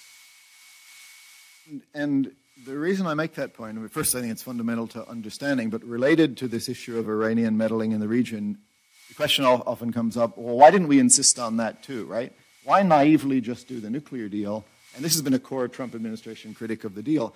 It didn't constrain Iranian activities in the region. I would just say to that, look, it was hard enough to get this deal. It required an international coalition of very tough sanctions that we only got those other countries to agree to because of the concerns about the nuclear program. If we had then said to the Iranians after 2 years of difficult negotiations, oh, by the way, it's good we negotiated the nuclear thing, but now we actually can't conclude this deal until you get completely out of Syria and Yemen and Lebanon and completely reverse your foreign policy in the region. Don't get me wrong, those are admirable goals. I share all of those goals. But the idea that we could have gotten that as well is absurd. And therefore, by insisting on that, we would have had neither. We would have neither the capacity to contain Iran in the region or a nuclear deal. So that's why it wasn't in the first place, and that's why we need, to answer your question, other means to deal with the Iranian problematic behavior in the region. That's my core critique of the Trump approach on Iran. By trying to accomplish, as I understand it, the current policy is maximum pressure on Iran unless it agrees to a much better nuclear deal that lasts forever, has no enrichment, covers ballistic missiles, has inspectors go wherever they want, and also changes its behavior throughout the region. If that is, we're getting back to our debate about results, if that ends up being the result of this policy by the end of 4 or 8 years, I will be the first to applaud it. But I think it's unlikely. And therefore, by trying to accomplish everything, it's really our policy that would maximum pressure on Iran until it does all of those things and gets out of Yemen to boot. Because if that's the policy and we try to get everything in that sense, I think we're going to end up with nothing, and that's a real problem. I'd just like to ask Rich, our chairman, if he wants to comment on this question of the Iranian nuclear agreement, as he was our ambassador in Oman. Yeah, thanks, Tom. Obviously, our colleagues, especially our colleagues who are also in government, are very familiar with the process. I happened to be in Oman when we started the process. And I guess I agree with much of actually what both of you are saying. It is absolutely true that at the time it was of critical importance to stop the Iran uranium program. So that had to be the top priority. Obviously, everyone would have liked to have gotten more, but I think that the more could not be a reason for not going through with the deal. The deal, or the process of getting to the deal, did have some positive other impacts. For example, I mean, it's true, Mike, you can criticize the amount of time that our diplomats spent with the Iranians, but it did, in fact, actually lead to better perceptions or understandings of each other's positions. So, whereas before, without any communication, I think there were a lot of misconceptions, at least what I saw in my part in the effort in Oman. It at least cleared up some of the misperceptions. Now, in terms of the hope that it would have other impacts, Tom, I think you're right. There was a hope that, and I think, Phil, you echoed this as well, there was a hope that we needed to solve the nuclear issue, but potentially there would be other positive outcomes. And I think there was a kind of a specific idea that, and I think it was Phil mentioned, one of the things we did do, or that did happen during the Obama administration, was a pretty direct communication to Iran that we were no longer pursuing a policy of regime change. And I think the purpose in sending that signal was to sort of clear the air in terms of our ability to talk to the Iranians. And then the other element that I think was at least behind the thinking, and Phil, you'd know better than I because you were closer to the policy-making point, was that by eliminating the idea that we're seeking to overturn the regime no longer had us as their boogeyman with their own people to try to keep their people aligned against us. And so one of the expected or hoped for outcomes was that the Iranian people would become an ally of ours in order to try to change Iranian behavior. And I think we saw some evidence of that with some of the comments or some of the things coming out of the Iranian people who were arguing that the dividends that the Iranians received from the reduced sanctions be spent in Iran and not in its proxy wars in the region. So there was a hope that kind of support would help us in terms of our approach to the region. The final thing I would just say is that we have not found a way to really counter Iranian malign behavior in the region. But please do be aware we are doing a lot that is unseen and unreported to counter malign Iranian behavior in the region. It's just that we have not really been able to do enough to stop them. But even from my perspective in Oman, you could see a lot was going on that is not something that can be reported. So we are aware of and making efforts against Iranian malign behavior, but we're far from being able to actually solve that problem. Well, there are military sales to allies to allow them to defend themselves against any potential Iranian aggression. There are counterintelligence cooperation for the same purpose. We're working with our partners and friends and allies in the region, but some of them are not satisfied with other strategies that we're pursuing in the region. And they weren't satisfied with the Obama administration's failure to get more deeply involved at an earlier point, which might have been more successful in thwarting Iran and Russia.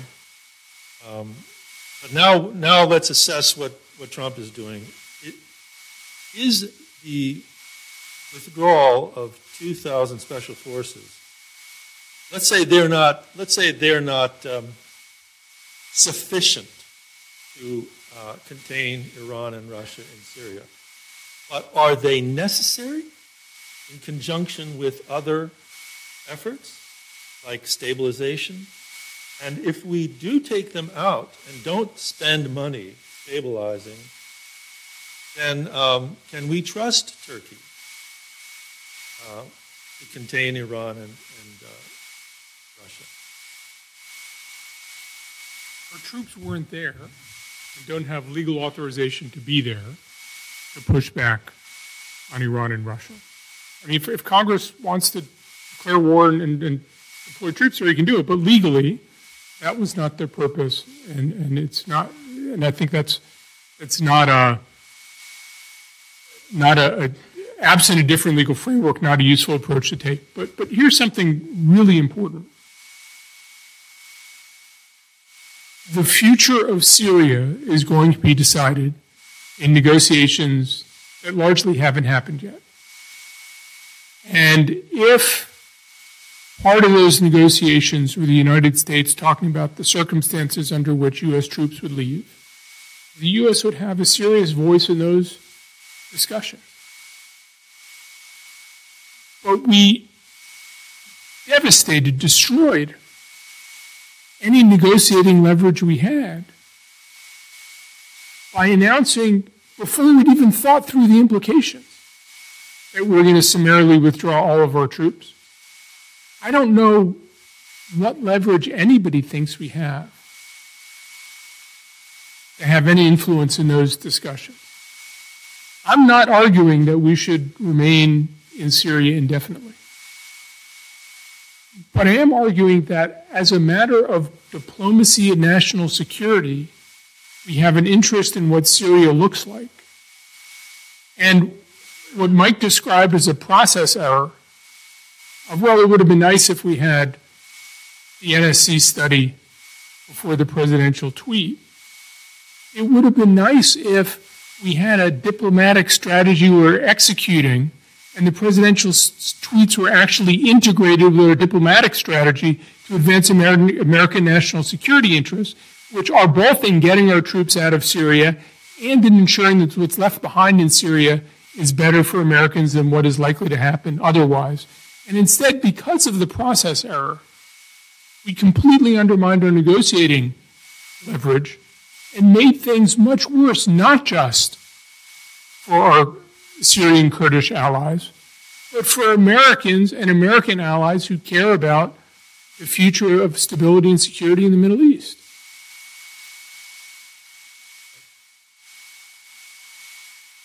We retain significant leverage in Syria.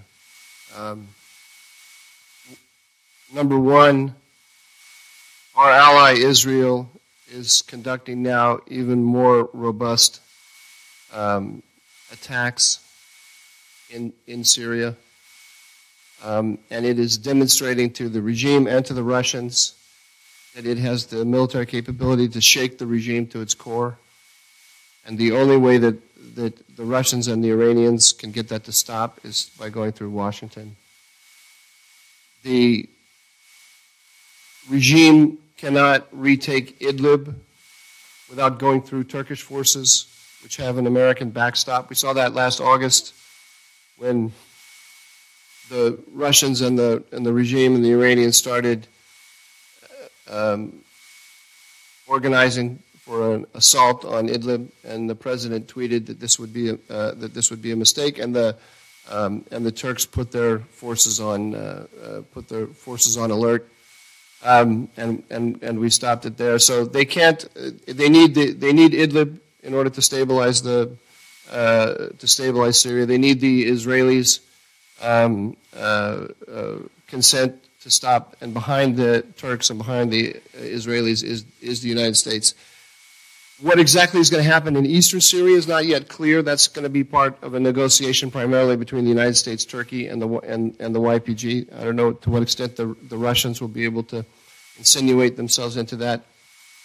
But as that situation crystallizes more, we'll also have leverage. We'll also have leverage there. Exactly how we are reposturing is not clear to me when we pull those 2,000 troops out. For example, I've seen press reports, I haven't had them confirmed by anybody that can tell me, that we are significantly increasing our presence in Jordan. And so perhaps one could imagine on the basis of that, and I'm just extrapolating, I'm just speculating here, one could imagine that from, there was this base TUNF on the Syrian side of the Jordanian border. You could imagine it basically, figuratively speaking, moving to the south to the other side of the Jordanian border and continuing to block an Iranian land bridge from within Jordan. That's a huge speculation on my part. Don't know that the Jordanians want to play that role. But there's all kinds of ways the United States is actually a very powerful country, and it has influence over all the major actors, especially on our side in the Syrian mix. So I don't think that we have given up all leverage over Syria by pulling those troops out. On the process, I have sympathy on the process error, if you want to call it that. I have much more sympathy for the president than I think John or Phil do, because the president told General Mattis from day one that he wanted to patch things up with the Turks, and General Mattis and Brett McGurk continued to build Rojava. And if you listen to Brett McGurk on the Sunday shows, what's McGurk say he wants?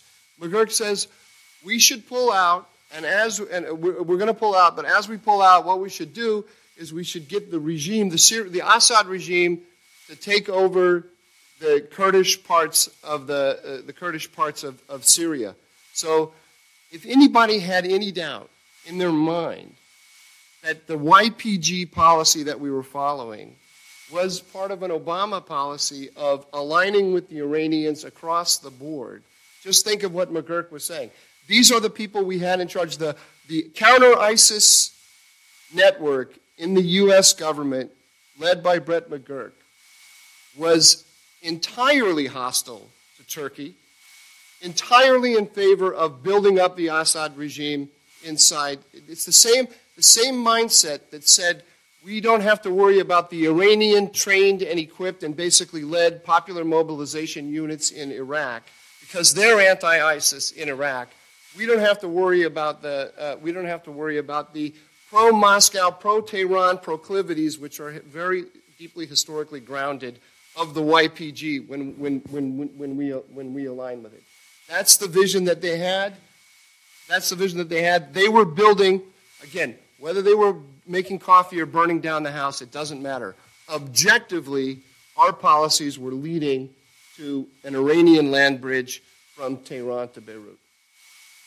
Make a very brief comment. Then I want to move to the topic that usually leads these discussions and it'll be very brief. I was actually going to let this one go because I very much agreed with John's comments, both on the substance and on the process, but two quick additions. On the process, Mike, it wasn't just Brett McGurk. It was the entire administration. We had a new Syria envoy, Ambassador Jim Jeffrey, who announced a quote-unquote new Syria policy and gave speeches to the effect that we were going to stay indefinitely to fight this mission. That was reinforced by the Secretary of State, by the Secretary of Defense, by the National Security Advisor, who said not only were they going to stay there for the ISIS mission, but for a counter-Iran mission. And he even said that after the president's tweet. So the idea that somehow the process was okay, the president was clear, and it was just this one guy holdover from the Obama administration that had a different view. I'm sorry. The process, you can't just say that the process was brilliant. It's just only the president knew about it, and every other top official was just not on the same page and was saying the wrong thing. That is the definition of a terrible process, and I think it has real consequences. And then the second point, just briefly, is I think this discussion of how we're going to make up for the troops goes back to the contradiction I highlighted at the beginning about being willing to do what's necessary on the ground and wanting to pull out. If the response to the pullout is, don't worry, we can still do these things because, as Trump said, we have bases elsewhere, like in Iraq, and Mike says maybe we'll put one in Jordan, then what's the purpose of the pullout? I mean, it's either one thing or another. ISIS is defeated and we can pull out because we don't want to do risks on the ground, or we're still in the region and we've got bases that we're going to keep the troops there necessary to intervene. But I don't see how it can be both. Can I quickly? Very quickly. The purpose of the pullout is to create the possibility of reaching a strategic accommodation with our NATO ally, Turkey. Forget about all the process argument. We were building a PKK statelet on the Turkish border that was going to ensure permanent enmity with the Turks. The president did the right thing for that reason. Okay. I'm sorry, this conversation could go on, and we never really got to Yemen, but here's the subject that gets neglected now, the Palestinian-Israeli problem. Do any of you have any idea of what will be part of a promised Trump peace plan for the Israeli-Palestinian problem, and where does that fit into hierarchy of our concerns in the region? Is it something that still animates extremists, anti-Americanism, or is it just not as vital right now as civil wars raging through the Arab world? What will be part of this plan if this plan is ever produced? Say something, and then Mike knows what's in the plan. He'll tell everybody. So I didn't neglect it because I think it's important. Not because it's the central problem in the region or that solving it would somehow solve all of the other problems. It clearly wouldn't. We know that. But that doesn't mean it's not important. It's important not least for the people who live there. I think it's important for Israel for the reasons that American administrations of both parties has said for years, which is that if we want to see Israel be a secure, democratic Jewish state in the future, it needs to figure out a way to resolve this problem and not be ruling over millions of Palestinians, because it's hard to see how Israel remains all of those things while ruling over the Palestinians, and that's why American administrations have made efforts for years to try to resolve the problem. Like Mike, I'm hugely skeptical that we'll be able to do so. I almost think at this point it doesn't matter what's in the Trump plan. It would have been, even under the best of circumstances, the conditions on the ground are just not ripe for this ultimate deal, right? You have, on the Palestinian side, a president who is hugely unpopular, is in about the 13th year of his 5-year term, wouldn't have the authority to sell a deal even if you were able to agree to it, which he almost certainly wouldn't, not least because the Israelis have no intention of putting on the table anything remotely close to something that he could buy into.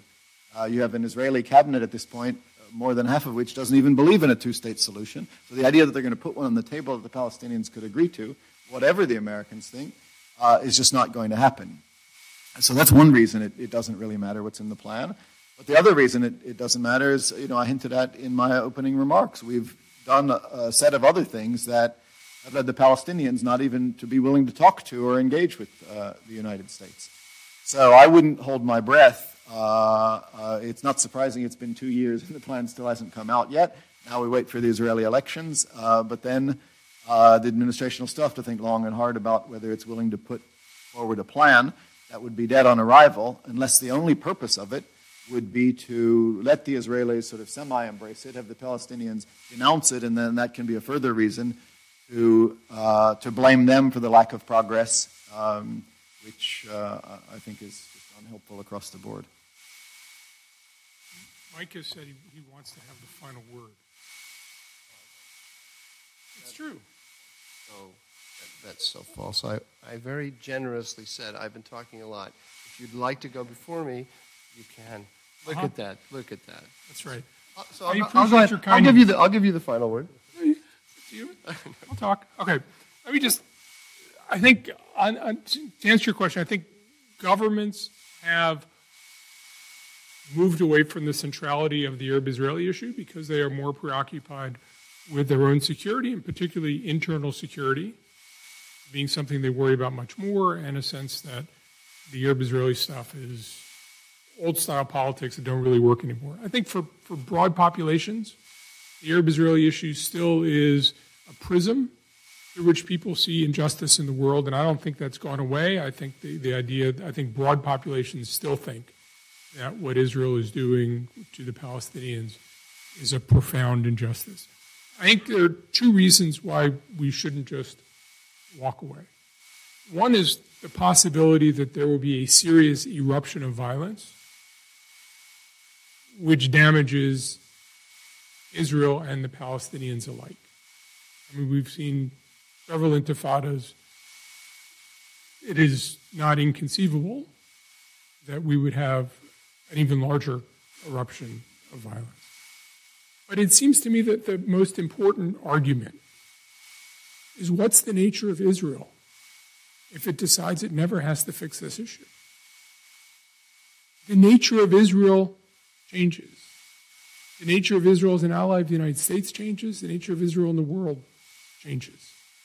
There are too many Arabs who do not have citizenship. I'm not talking about Israeli Arabs.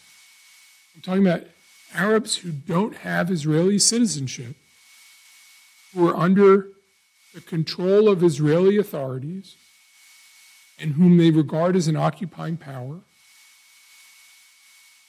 That, if that goes on and on and on, you have the problem of running an indefinite occupation and having a genuine apartheid state. That isn't the Israel that many Israelis want. That isn't the Israel that many friends of Israel want. And while there may not be perfect solutions to this, I think Israel has to look for a solution, and my strong preference would be to look for that solution before there's an eruption of violence that changes all the pieces on the board rather than after. So you are going to get the last word. It all depends on you. It all depends on you. You can always ask another question. This is my favorite. The Trump peace plan is the deal of the century. Is my favorite Arab-Israeli peace plan, the Palestinian-Israeli peace plan, of all the ones that are out there, both from the United States and from other actors, because it's all drum roll and no plan. And I hope this drum roll continues all the way until the end of the first term. I mean, I feel that the president will probably have to unroll it at some point because he promised to do so during the election. I think he wants to keep his election promise. But I agree with Phil. There's no chance that we're going to solve the Israeli-Palestinian conflict. Certainly not in this administration, and I think for a very long time. The two sides are too far apart. Mahmoud Abbas has no interest, et cetera, et cetera, et cetera. You could go through all the reasons. But this issue, I saw it when I was working in the White House. It eats up an enormous amount of senior leader time and effort for all kinds of reasons, which I do not think are strategically justifiable. The focus of the United States should be countering the Iranian alliance system and putting together its own alliance that can help it stabilize the region. Solving the Israeli-Palestinian conflict is not going to help it in any significant way in doing that. There is one counter-argument to that, which someone put to me just recently, which is that one of the things that the administration is doing with its peace plan is working to bring the Saudis, the Egyptians, the Jordanians, the Emiratis closer to the Israelis by means of this plan. That we should see it not so much as an effort to bring Mahmoud Abbas and Netanyahu to the table, but as a tool for building a closer alliance. You know, we have an alignment right now between Israel and those states that I mentioned, so that we could transform it into an actual kind of alliance, and we'd have much closer cooperation between the Israelis and the Saudis and so on. Interesting idea. I'm skeptical, just because I think the distance between the Saudis and the Israelis, for cultural, religious, historical reasons and so on, is such that this is not going to, that even as they recognize the shared interest that they have in combating Iran and other interests, and even though that leads to a lot of de facto cooperation, it's not the Palestinian-Israeli question that is really keeping this from going to the next level. It's all of the historical differences between them. If I could be convinced that I'm wrong about that, then I might see this as a real positive step. Until I'm convinced of that, I want it to remain drum roll and no rollout.